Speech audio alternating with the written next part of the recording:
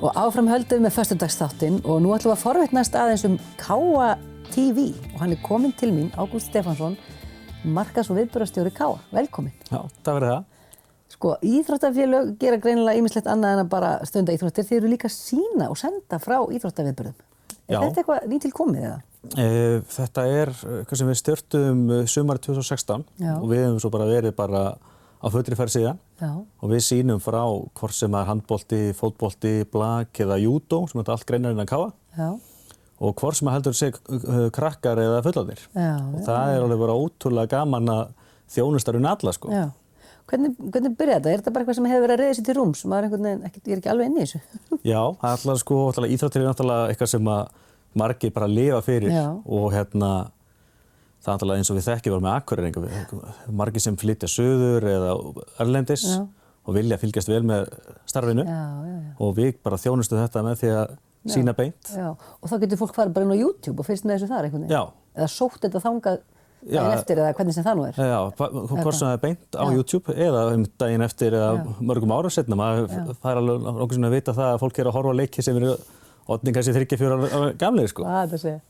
En þetta ekki bara einn maður með síman að taka upp, þetta aðeins flokknar en það? Nei, við leggjum svolítið metnað í þetta og við erum með flotta grafík sem segir hvernig staðan hvernig tími og hver að skora mörkin og alls konar svoleiðis. Þannig að það eitt sem að stýri því og passar allt sé í lagi hjá okkur. Svo var einn á myndavél og svo erum við með 2 sem að lýsa því sem að gerast. Þannig að svona típiskur leikur í okkur sem séu 4 aðilar í sjálfboðavinnu að bara gefa... Allt sjálfboðastörf. Já, og við bara gjörsamlega lifum því að við höfum svo ótrúlega marga flotta félagsmenn sem eru til í aðstoða við þetta. En það þarf einhverja smá græjur það ekki í þetta? Er það ekkert vandamál? Já, sko, við erum störtum á því að deildir félagsins lögðu til smá startpenning og síðan þá höfum við fengið á og til styrki frá bara félagsmönnum sem eru svo ánægðir með starfið að þeir eru til að leggja þess inn í þetta. Þannig að þetta hefur gengið ótrúlega vel á okkur að koma okkur upp góðan búnaði, sko. Svo lentuðu þið kannski smá hrakningum, það var einhverjum græjum stólið, sá ég, að það ekki? Jú. En það var nú bara, því var kippt í laginn bara svona?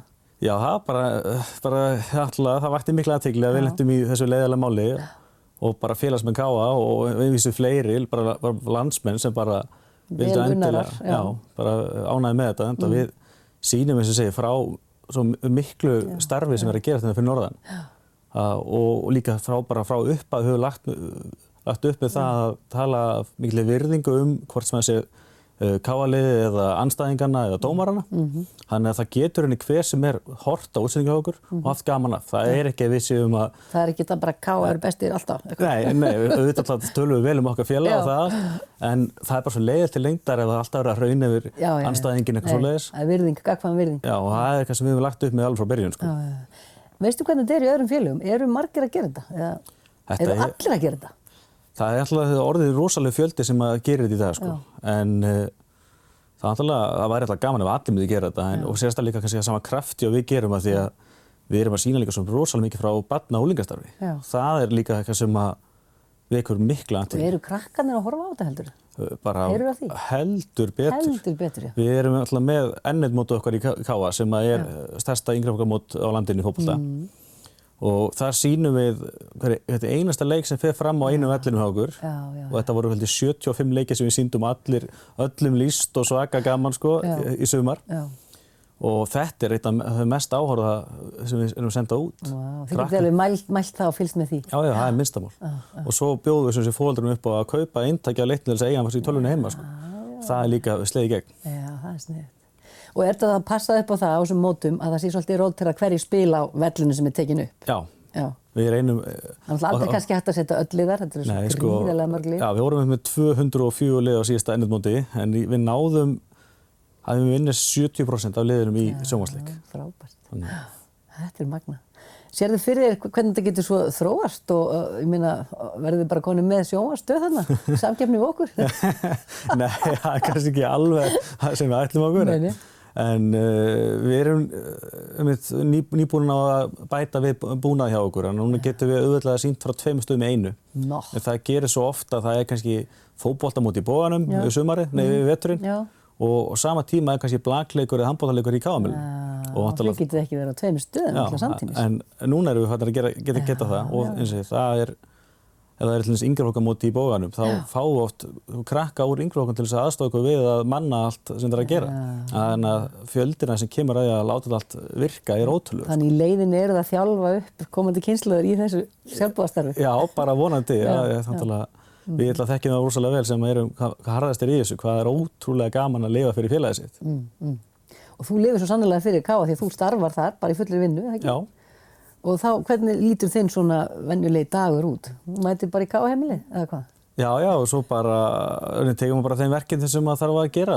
Ég er sinni svona helstu markaðsmálum eins og ég er að kynna alla leiki á viðburðavegum félagsins og segja frá allir starfinu.